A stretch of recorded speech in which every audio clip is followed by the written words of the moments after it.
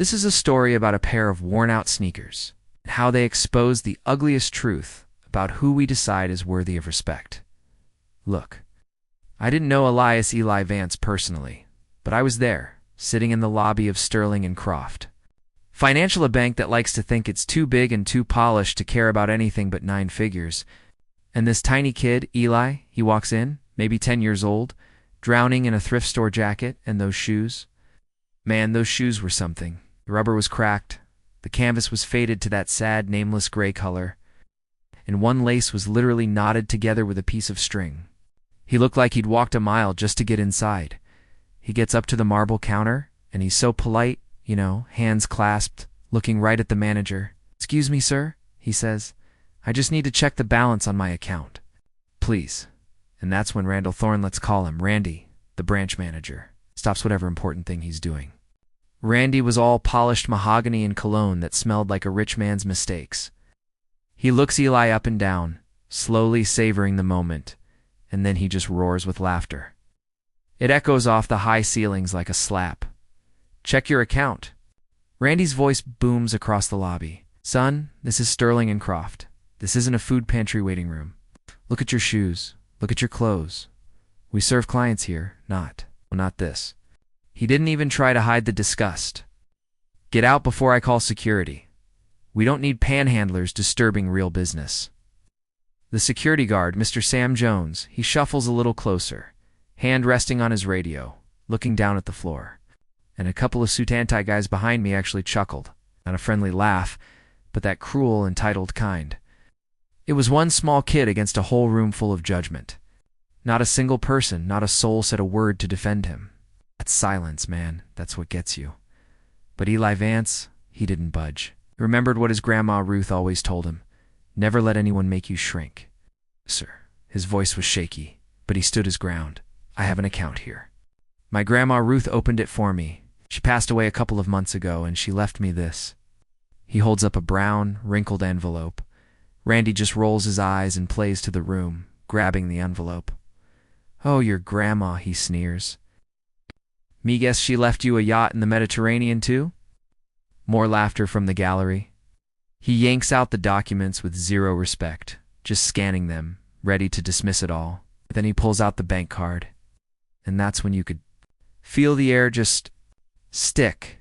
It wasn't a standard Visa debit. It was an Obsidian Priority Card solid black, premium tier. The kind of card that whispers serious wealth. For a microsecond, Randy's face flickered. Confusion, maybe a speck of doubt. But prejudice is a powerful, blinding thing, isn't it? He shook it off, held the card up like it was a prop in a bad play. "Where did you steal this kid? A black kid from the East End with an Obsidian Priority Card? Do you really think I'm that stupid?" Hands were trembling now. "I didn't steal anything. It's mine.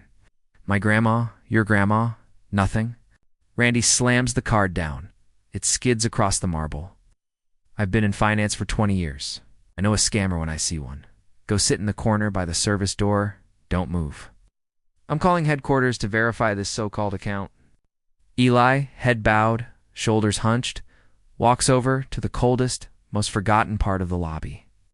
He sits on a miserable metal chair, completely alone. Could practically hear the whole room breathing a sigh of relief that the problem was contained.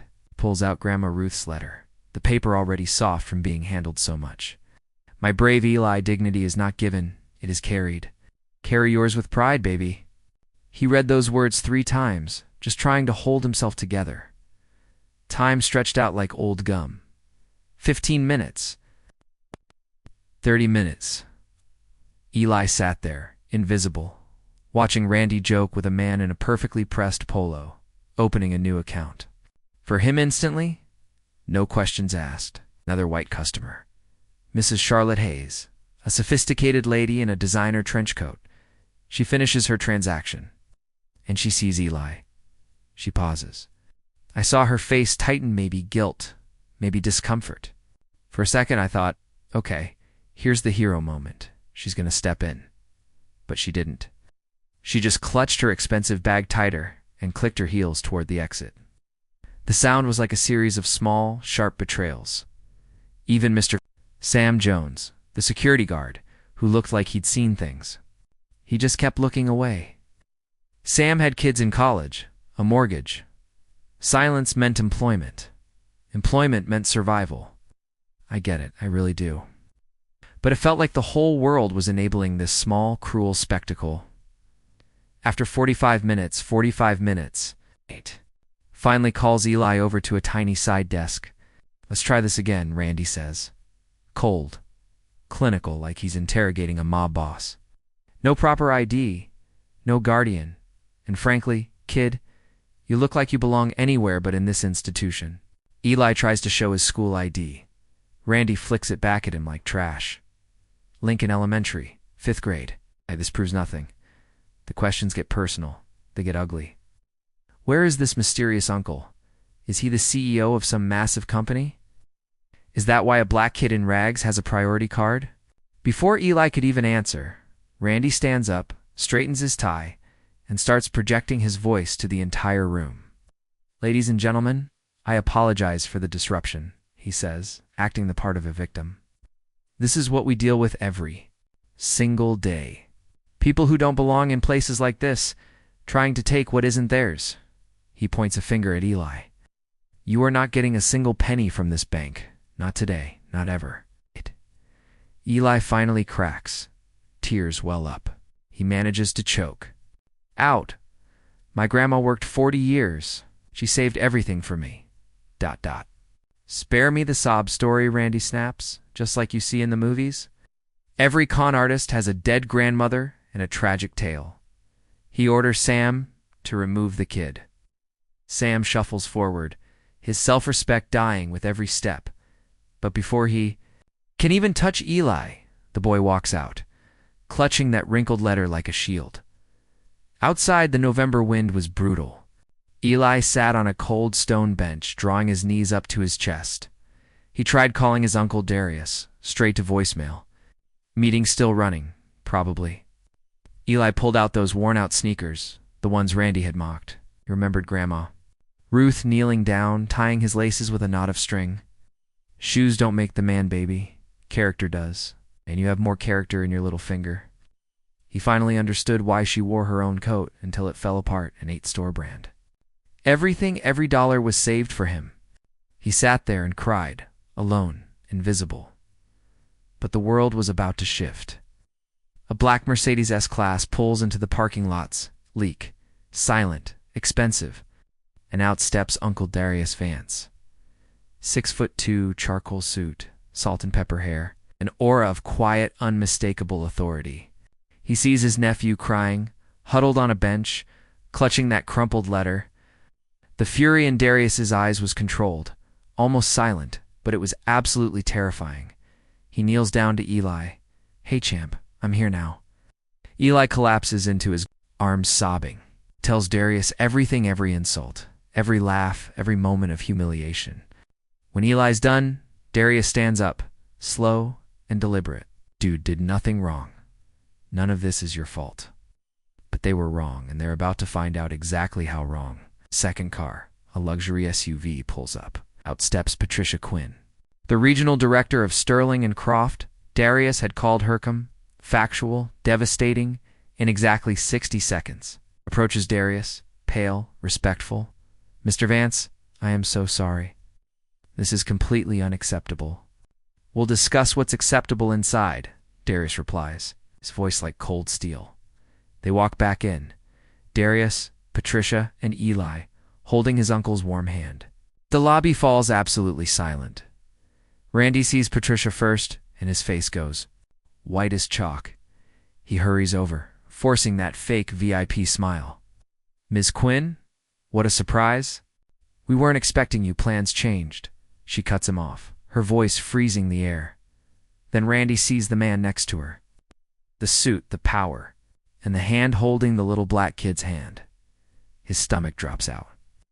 I'd like to introduce you to someone, Patricia announces to the silent room. This is Darius Vance, founder and CEO of the Apex Group. The name hits Randy like a hammer blow. The Apex Group, the bank's largest institutional investor. The man who holds 34% of the parent company. And that man was holding hands with the kid Randy had just called a thief. I believe you've already met my nephew Darius, says quietly. Randy's face is a horror show of confusion, recognition, and pure, abject terror. I didn't realize. If I had known who he was, that's exactly the problem, isn't it? Darius steps closer. Randy's back hits the marble counter. Nowhere to run. You didn't know who he was, so you decided he was nobody. You saw a black kid in worn-out shoes, and you made a judgment not about protocol, but about who deserves to be treated like a human being. Then comes the final, cinematic blow. Darius walks up to the main counter and tells the teller, the one who had smirked along with Randy, to pull up his nephew's account. Everyone holds their breath. The screen loads ... and there it is. Account. Balance. $487,263.51. For decades of a teacher's salary. Every dollar Grandma Ruth saved, every sacrifice she made, all for Eli. Randy stares at the number, his face gray. No sound comes out. Darius's voice is quiet, but it carries. At your shoes, Mr. Thorne? He stopped laughing when he saw the balance. My mother wore the same winter coat for 15 years and took the bus in the rain so Eli could have a future. And you almost took that away from him because of his shoes, Randy finally whispers. If I had known there was that much money.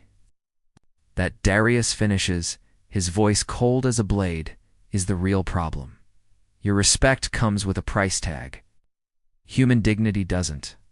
My mother always said, person who treats the waiter differently than the CEO has no character at all.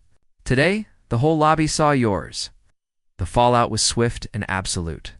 Randy was suspended and terminated for cause within 3 days. No severance, no recommendations. 15 years, gone in 15 minutes. I heard he ended up managing a tiny check-cashing joint in a strip mall 3 towns over, serving the exact people he used to mock. Some called it justice, but the real change happened in the others. Patricia Quinn, the regional director, implemented mandatory bias training and a zero-tolerance policy across the whole region. She also worked with Darius to establish the Ruth Vance Memorial Scholarship, funded by the bank, giving full rides. 2 students from underserved communities pursuing education degrees. Grandma Ruth's legacy multiplied. Mr. Sam Jones, the security guard. He got his first real test a few weeks later when a nervous immigrant woman was being treated dismissively by a teller. This time, Sam didn't hesitate, stepped in and demanded. The teller, show respect. He told Lawrence he should have done more that day for Eli, and Darius just told him, the question is, what will you do next time? Sam retired a few years later and became a school resource officer, same uniform. But now, he protects kids instead of removing them. Mrs. Charlotte Hayes, the woman who walked away, she came back.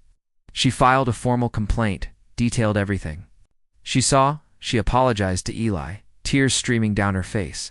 She told him I was a bystander, I chose to stay quiet. It's a choice I regret every day. She became a volunteer, speaking up about the cost of silence, and Eli. 8 years later, Eli Vance walks onto the campus of Columbia University. Tall, confident, but not arrogant. He still keeps that laminated letter from Grandma Ruth in his wallet. And on a shelf in his dorm room, he keeps a pair of cracked, faded sneakers. His roommate points to them. Bro, what are those relics? They belong in a museum. Eli smiles, picking them up gently. They're the most valuable thing I own. My grandmother bought these for me for $2. She saved $500,000 for my future. She sacrificed everything so I could have this. These shoes remind me that love isn't about what you have. It's about what you give. So here's the thing. Respect is not a reward for success. It's the baseline of humanity. Eli Vance didn't need a CEO, uncle, or $500,000 to deserve basic decency, and neither do you. But that day, he showed us that we have a choice. We are all bystanders in one lobby or another. We can be the ones who laugh, the ones who film, the ones who stay silent and enable the cruelty. Or we can be the ones who speak up. The choice is always yours. What choice did you make the last time you saw someone being humiliated? I want to know your story. Drop a comment below and tell me, what is the real cost of silence?